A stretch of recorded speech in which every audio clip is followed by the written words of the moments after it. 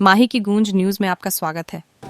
हमारे साथ में डॉक्टर सुनीलम जी हैं, जो पूर्व विधायक रहे हैं और मामा जी के शिष्यों में हैं और लगातार मामा जी से जुड़े हुए, ना केवल उनके मरणोपरांत बल्कि उनके जीवित रहते भी वो यहाँ पर आते रहे हैं, मुलाकात करते रहे हैं और समाजवादी सोच पर काम करते रहे हैं। अब जो स्थिति यहाँ है बामनिया की या मामा जी की धर्मस्थली की, उस पर क्या अपने विचार रखते हैं, ये उनसे जानेंगे। मैं सबसे पहले तो आपको धन्यवाद देना चाहता हूँ। माही की गूंज जो है उसके माध्यम से आपने मामा जी के विचार को जहाँ तक संभव है पहुँचाने का काम किया। आज हम लोगों ने ये एक स्मारिका का प्रकाशन किया है और अब तक इस तरीके के 20 प्रकाशन जो है क्रांति कुमार वैद्य जी, मंत्री जी और हम सब लोग मिलकर के लगातार अलग अलग साथियों के साथ सहयोग के साथ में करते रहे हैं। ये यहाँ के मूल हैं है ना, जिनके इर्द गिर्द जो है सब कुछ चलता रहा है। जिन्होंने जो बात कही है कि मामा बालेश्वर दयाल जी को जो है भारत रत्न मिलना चाहिए। भारत रत्न किस किस तरह के लोगों को मिल गया है ये कहने की ज़रूरत नहीं है, लेकिन मामा जी ने मैदानी काम किया था। जो ताम झाम रहित था, जो जंगल में था, जो भीलों के बीच में था। आज लोग इस बात को याद नहीं करते कि अगर मामा बालेश्वर दयाल यहाँ नहीं रहे होते तो ये रेड कॉरिडोर होता, ये माओवादियों का गढ़ होता, ये नक्सलवादियों का गढ़ होता।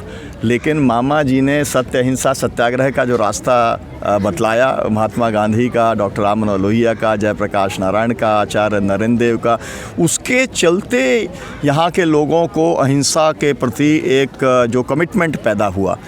डॉक्टर राम मनोहर लोहिया जो कहा करते थे जेल वोट फावड़ा, उसका पूरा का पूरा प्रयोग जो है मामा बालेश्वर दयाल जी ने यहाँ पर किया। रचनात्मक काम जो किए, यहाँ पर जो वो स्कूल चलाया करते थे, वहाँ पर जमुना देवी जैसे लोग और तमाम सारे विधायक सांसद यहाँ से पढ़ कर के निकले, जिन्होंने इस क्षेत्र का नेतृत्व करने का काम किया। लेकिन मैं मूल बात के ऊपर आता हूँ। मूल बात ये है कि जो परिकल्पना थी मामा बालेश्वर दयाल की, उन्होंने अपना पूरा जीवन लगा दिया, लेकिन वो उनका सपना जो है वो अधूरा है। उस सपना को पूरा करने का काम राजनीतिक दलों से उम्मीद थी, मामा बालेश्वर दयाल के अनुयायियों से उम्मीद थी, पार्टियों से उम्मीद थी, लेकिन उन उम्मीदों के ऊपर जो है अभी तक हम लोग खरे उतरे नहीं हैं। मैं अपने आप को इसके साथ में जोड़ करके कहना चाहता हूँ। असल में मामा जी का जो पूरा का पूरा संदेश था वो ये था कि सरकार पर निर्भर मत हो, खुद परिवर्तन करो। हम लोग अभी भी, हम लोग मतलब मामा के जो अनुयायी लोग हैं वो भी सरकार से मांग करते रहते हैं, है ना। अब लेकिन हमारी ये अपेक्षा ज़रूर है कि यहाँ की नगर पंचायत जो है, यहाँ की ग्राम पंचायत है, यहाँ की बामनिया के अंदर जो है, यहाँ पर जो है यहाँ के विधायक हैं, यहाँ के सांसद हैं, यहाँ के प्रभारी मंत्री हैं, यहाँ के मुख्यमंत्री हैं, वो यहाँ पर क्यों नहीं आते। मैं मानता हूँ कि ये मामा बालेश्वर दयाल के जो काम है वो उसको एक तरीके से वो तिरस्कृत करते हैं, है ना। क्योंकि ये बड़ी बात इस मामले में है कि भाई शराबबंदी की बात थी, है ना, क्योंकि सरकार तो शराब बेच रही है, घर घर में शराब चला रही है, और मामा बालेश्वर दयाल ने शराबबंदी की बात की। तो ये जो जितने भगत हैं, है ना, भक्ति आंदोलन के माध्यम से वो लोगों को शराब पीने से रोक रहे हैं, है ना, मांस खाने से रोक रहे हैं, गलत काम करने से रोक रहे हैं। लेकिन सरकार क्या कर रही है? सरकार शराब बेच रही है, सरकार से जो है ज़्यादा से ज़्यादा शराब से कमाने का काम कर रही है। मामा बालेश्वर दयाल जी चाहते थे कि ग्रामीण उद्योग और खादी ग्राम उद्योग को बढ़ावा दिया जाए, उसके माध्यम से रोज़गार पैदा किया जाए, लेकिन सरकार की नीति इसके खिलाफ में है। मामा जी चाहते थे कि छोटे छोटे पानी को बांध करके जो है लोगों तक जो है हर खेत तक पानी पहुंचाया जाए, लेकिन यहाँ पर बड़ी बड़ी योजनाओं के ऊपर सरकार का भरोसा। तो असल में ये एक वैचारिक टकराव है, और इस बात को मामा जी के अनुयायियों को एक बहुत गंभीरता से लेना पड़ेगा कि ये एक वैचारिक संकट है, और इस विचार का जवाब देना पड़ेगा। इस बिना विचार का जवाब दिए हम लोग यहाँ इकट्ठे होते हैं। और मेरे देखते देखते, मैं पिछले 20-25 साल से आ रहा हूँ, मेरे देखते देखते 1000, 2000, 5000, 10,000, 20,000, 50,000 तक संख्या पहुँच गई, है ना। और लोग दान करने वाले भी जो है वो पहले 5,000 का दान आता था, 50,000 का हुआ, 5 लाख के ऊपर का दान आने लगा। लेकिन सवाल ये है कि यहाँ पर अगर यहाँ धर्मशाला नहीं बन पाई, यहाँ पे लोगों का, भाई पूरे देश में कोई ऐसा स्थान नहीं है जहाँ पर लंगर ना चलता हो। क्या मामा जी के अनुयायी मिलकर के एक लंगर यहाँ पर नहीं चला सकते हैं? कि जो है जैसे पूरा आप देखते हैं पूरे दुनिया में किसी भी गुरुद्वारे में आप चले जाओ, है ना, आप मतलब जब कोरोना काल आया तो अमेरिका जैसे लोगों ने, यूरोप के लोगों ने, जो दुनिया के सबसे संपन्न लोग माने जाते हैं, उनके यहाँ पर एक किस्म की जब बेरोज़गारी पैदा हुई तो वो जाकर के लंगर खा रहे थे सिखों के गुरुद्वारे में जा कर के।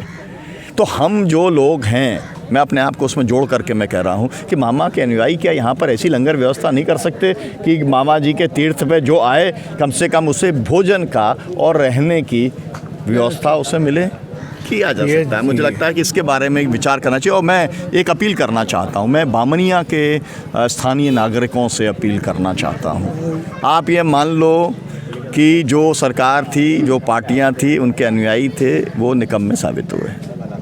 आपको जिम्मेदारी लेनी चाहिए। आप तो स्थानीय लोगों को आगे आना चाहिए, उनको अपनी समिति बनानी चाहिए, उनको अपना फंड रेजिंग करने का काम करना चाहिए। मुझे लगता है कि मामा जी ने जो देश और दुनिया को दिया और बामनिया में रह कर के दिया, तो बामनिया को आज मामा जी के तीर्थस्थल के तौर पे जाना जाता है। ये बहुत गौरव की बात है बामनिया के लोगों के लिए और इसे एक्नॉलेज करना चाहिए। और विशेष तौर पर मैं व्यापारी वर्ग से कहना चाहता हूँ, आपने बहुत कमाया है, आप लखपति करोड़पति आप बने हो केवल इस इलाके के आदिवासियों की वजह से, मामा जी की वजह से, आदिवासियों का जो श्रद्धा है उसकी वजह से। अब ये समय है कि वो ऋण आप चुकता करने का काम करो।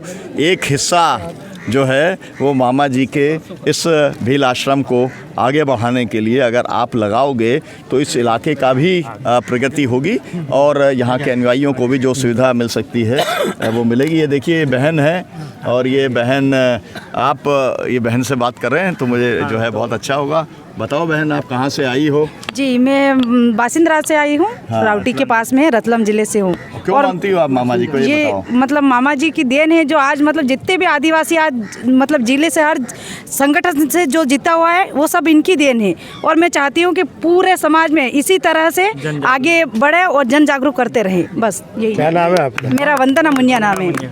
वंदना मुनिया है, लेकिन मैं ये कहना चाहूँगा वंदना मुनिया जी, यहाँ पर बहुत एमएलए बने, यहाँ पर बहुत सांसद बने, वो बहुत बने हैं, वो अभी भी बन रहे हैं मामा जी के नाम से, है ना। लेकिन बात ये है कि वो बनने के बाद क्या कर रहे हैं, ये मूल बात है ना। तो वो मूल एक समय है और यही अपेक्षा है लोगों की कि जो लोग चाहते हैं। आपके क्षेत्र से जो विधायक जीते हैं कमलेश्वर, अब आप उनसे ये मांग करेंगे कि आप विधानसभा में इस स्थल को भारत रत्न देने की मांग करें, वो विधानसभा के अंदर बिल्कुल करेंगे। यहाँ पर जो है धर्मशाला बने, हाँ बिल्कुल बिल्कुल, हाँ सर से रखेंगे बात। मूलभूत सुविधाओं के लिए जी, तो मूलभूत सुविधा को बरस रहे हैं। आपका इतना सा एक छोटा सा एक सवाल और है कि आप तो मध्य प्रदेश की राजनीति में विधायक रहे हैं और काफ़ी विधानसभा से परिचित हैं, तो किस प्रकार अब नेताओं से जो आपका मिलना जुलना भी होता है कि राजनीतिक दृष्टि से अलग होता है लेकिन कुछ संबंध होते हैं दूसरी पार्टियों के लोगों से भी, जिनको आप निवेदन करके कह सकते हैं कि यार भैया इसका। मैं आपको बताऊं, ये मरणोपरांत शिकायत है। मेरे से बुआ बोलती थी, जमुना देवी,